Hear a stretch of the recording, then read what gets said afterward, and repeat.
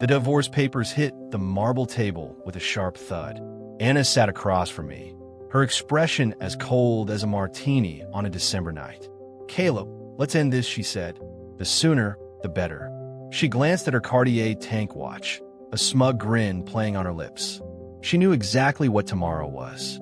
It was bonus day at the firm. As the lead architect for the Titan project, my payout was locked in. $1.2 million in cash, plus a massive block of vested shares. She expected me to beg. She expected me to get on my knees for the sake of our 5-year-old son, Henry.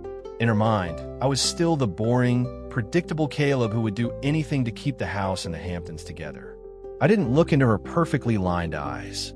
I picked up the pen, scanned the asset division page, and signed it. No hesitation, no trembling. I pushed the papers back and stood up to straighten my tie. "Fine," I said. "I'll see you at the attorney's office tomorrow at 9. I don't like being late. Keep the house, the BMW, and the dog. I'm walking out with nothing but my clothes." Anna froze. Her coffee cup hovered mid-air, nearly splashing her silk blouse. This wasn't in her script. I was supposed to scream. I was supposed to cry. "Caleb, are you insane?"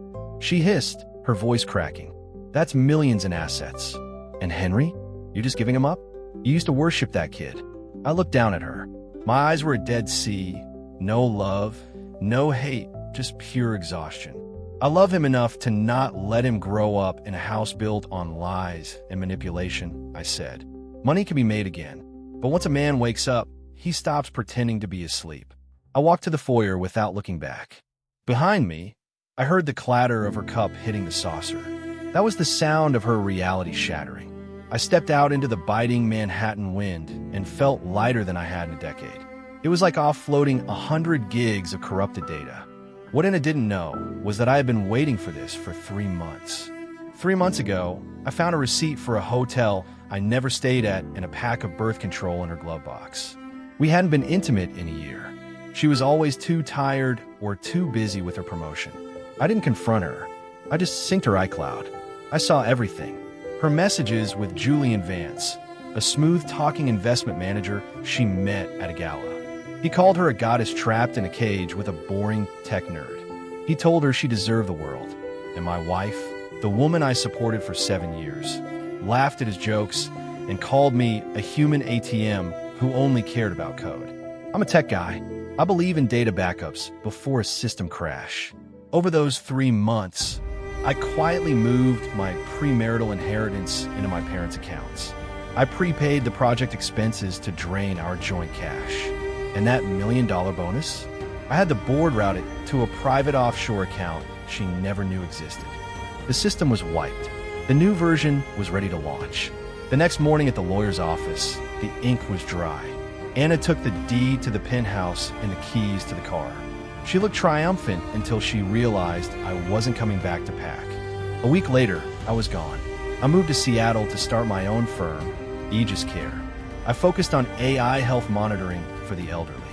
It was a wide-open market. I worked 20-hour days, hit the gym, and shed the soft, tired skin of the man I used to be.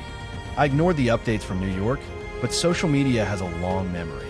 My partner, Sarah, eventually showed me a viral clip. It was Anna. She was being dragged out of a high-end steakhouse in Midtown, screaming at Julian. "Give me my money back." She shrieked. That was my divorce settlement. Julian just wiped his sleeve where she touched him. "Investments have risks." "Anna," he sneered. "Go find a lawyer if you can afford one." Turns out, Julian was a bottom feeder.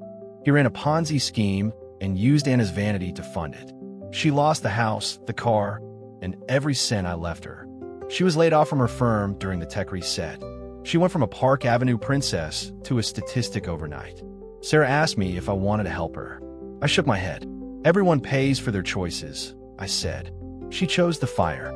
Now she has to live with the burns. But Henry was my blind spot. I went back for him when the calls started.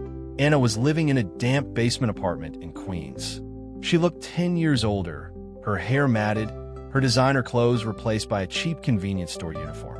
"Caleb, please," she sobbed in the hospital hallway. "Henry has pneumonia. I can't pay the deductible. My accounts are frozen." I didn't feel pity. I just felt a cold, clinical necessity. I handed her a document. Sign the full custody over to me, and the bills are paid, I said. She signed it with shaking hands. She had no choice. 3 years later, Aegis Care went public on the NASDAQ. I stood on that stage with Henry, who was now a healthy, smiling 8-year-old. The cameras flashed. A reporter asked me what drove my success. I looked at my son and then at the lens. Some people see trash where others see treasure, I said.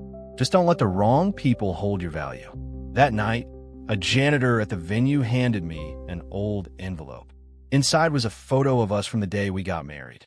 On the back, a messy scrawl, "You did it, Caleb. Henry looks happy. Don't look for me." I pulled out a lighter. The flame licked the corner of the photo, turning the memory into black ash. I didn't feel a thing.